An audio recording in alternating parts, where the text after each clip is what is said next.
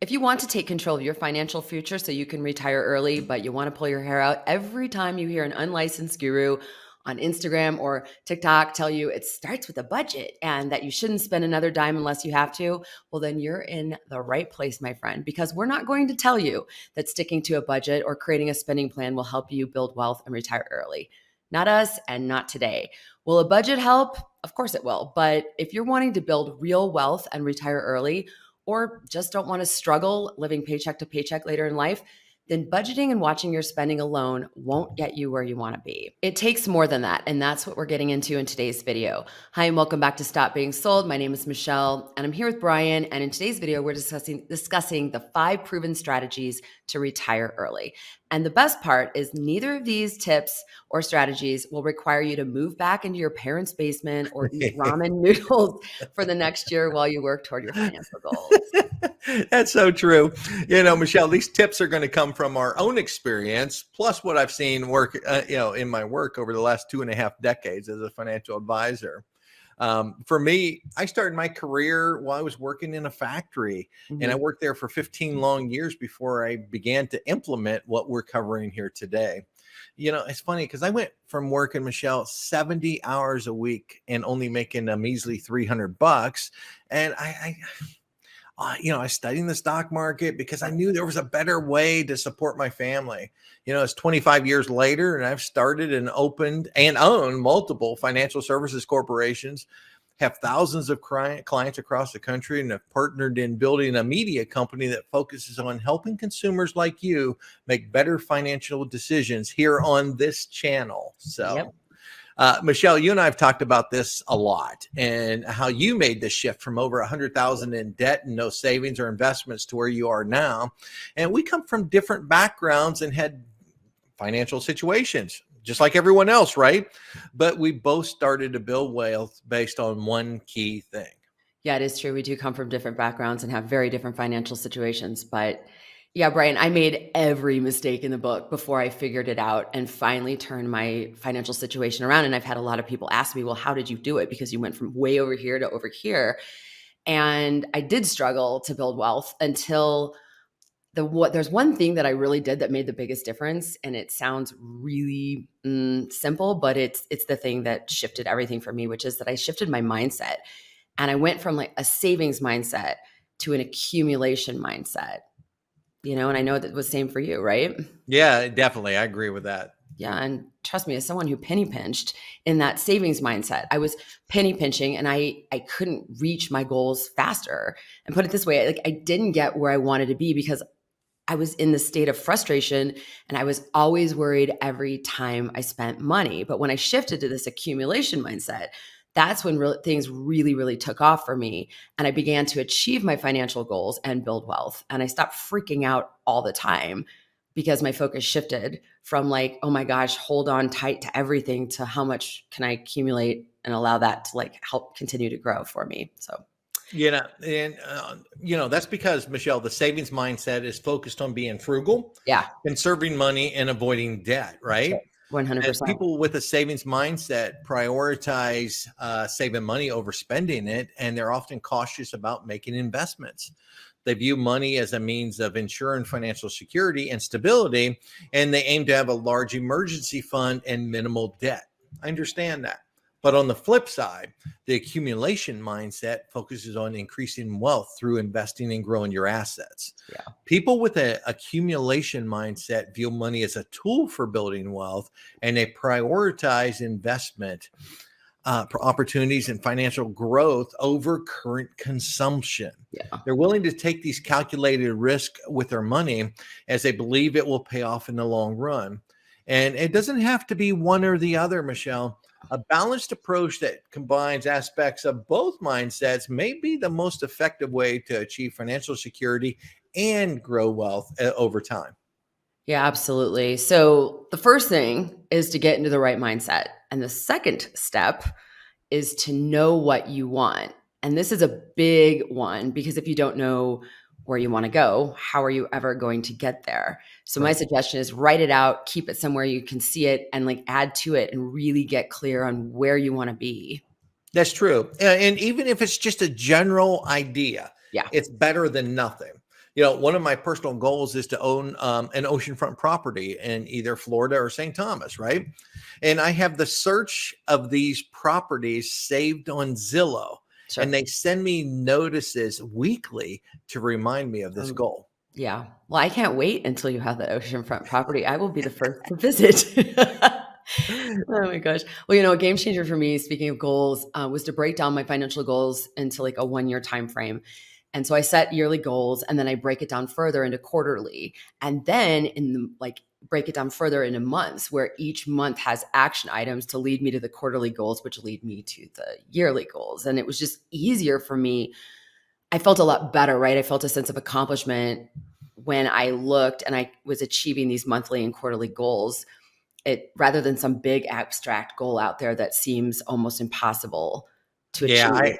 I love that. Yeah. I'm a big believer that anybody can stick to something short term, Yeah. especially for like 90 days. Sure. Okay. So breaking goals into 90-day segments makes them more achievable. And Yeah. sometimes I see folks set a goal so high, Michelle, that nobody could ever achieve them. And then they feel depressed and never want to set goals again out of fear of failure. Well, I've been there. That's that's what led me to break down my goals into a shorter time frame because I was tired of feeling defeated constantly. It makes me feel more accomplished and it makes what I want feel more attainable. So, all right, Brian. So we've got mindset shift, from the savings mindset to the mindset to the accumulation mindset, and then we have know what you want. So let's move on to the third step, which is to invest wisely. Let me start by saying that if you know nothing about investing, your first step is to learn everything you can about investing and then understand the different types of investments that are available. Mhm. My own journey, Michelle, started decades ago when I was working in a factory and I wanted to know more about my 401k options. The only problem was that the Wall Street broker in his three-piece suit and tie wouldn't speak to me about it. That's He only horrible. focused on the employees that were in the office, like the owners of the company. Sure. The guy refusing to help me was probably one of the best things that ever happened to me because it forced me to learn it on my own. Another thing I wanted to add before I get to tips on investing wisely, it doesn't matter if you've only got $100 to invest per month. Don't let that amount stop you. Start where you feel comfortable and start where you're at today. Yeah. When I first started learning while I was working in a factory, I wanted to invest more, but I couldn't because I was only making $300 a week. Okay. So I went and learned a ton about the stock markets and got interested in stock options.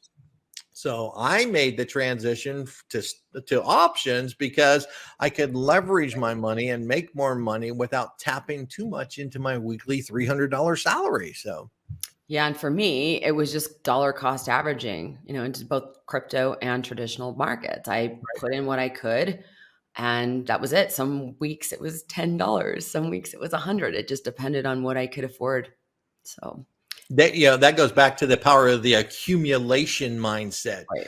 Don't let what you have now deter you from starting to invest. So Amen to that. All right, so let's get to the tips. What do you have for us on viewers who are wanting to invest wisely? okay, let's do a couple different things. Let's start with set your investment goals. Okay. Again, back to the goals. Determine what you want to achieve with your investments, such as saving for retirement, buying a second home, or generating income. Know what that goal is. Okay. Mhm. Next, create a well-diversified portfolio. Invest in a mix of stocks, bonds, real estate, and other assets to reduce risk and improve your chances of success. Third, consider your risk tolerance. Evaluate your risk tolerance and make sure you're comfortable with the level of risk associated with your investments. Brian, if I can interrupt you real quick, this is so important. I learned this the hard way, just by saying, "Hey, what are you invested in? What are you invested in?" And asking people, and Right. finding myself very quickly in investments where I was not comfortable. But that other person was. Right, And that's absolutely. why you have to understand what your level of risk tolerance is. So Huge. I'm sorry. Okay, so what are no, we that's on? Number good. That's 4? good. Michelle, there's people watching this video. They're the same thing. It's called the water cooler. Standing by the water cooler at work and trading Yep. investment and stock tips, right? Yeah, It's not always best for everyone. So, absolutely. How about another thing? How about looking at long-term investments? Mhm. Consider investments that have the potential for long-term growth, such as stocks or real estate, Sure. rather than short-term investments with quick gains, but also high risk. Big difference there. Huge. Also, make sure you monitor your investments regularly. Regularly review your investments to make sure you're on track to reach your goals and make adjustments as needed. That is so huge. This is your money and your future. You better be on top of it. Yeah, definitely. And be patient and disciplined. Investing wisely takes time and discipline. Be patient, stick to your investment strategy, and resist the urge to make impulsive decisions based on market fluctuations. I've done that. I over my time in the business, it's like there's still sometimes today that I want to go and hit that button to Yeah. sell, and it's like that's not right. Don't do that. Yep. Yeah. I've been there too. All You know right. the So rules, let's Brian. move. Smack, smack. I'm sorry. You know the rules, Brian. Don't Yeah, touch right. that. Exactly right. Step away from the button or the mouse.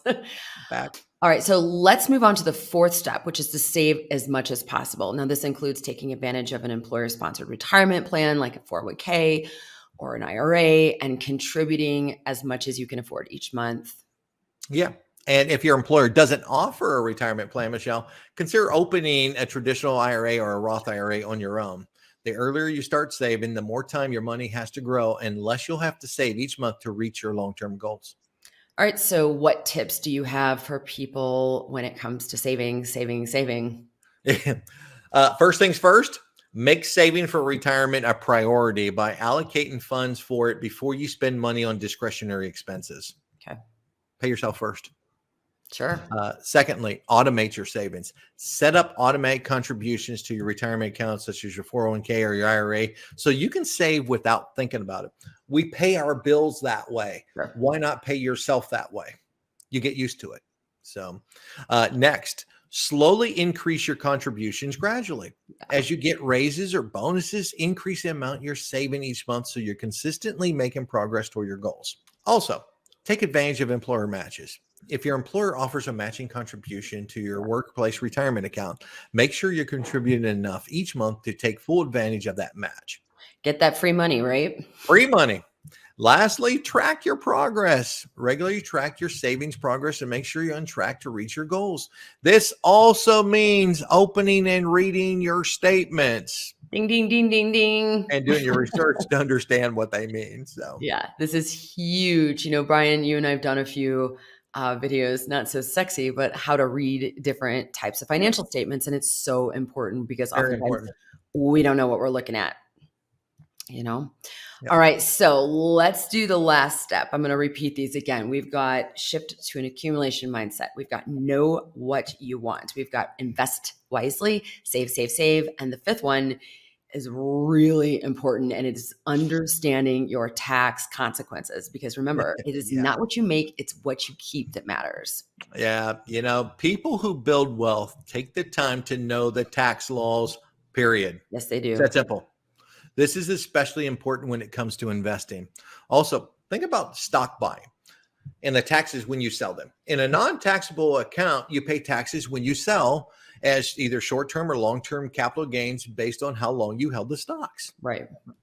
If you're trading inside your 401k, if you sell stocks, they're treated as normal income the year sold and withdrawn from your account. If you don't withdraw, they stay tax deferred.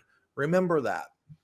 Also, with crypto, if you have gains, you have to account for the taxes and know whether you're going to have to pay long or short-term capital gains. Sure. Same thing with the market. It doesn't. Same thing with the market. You're exactly right.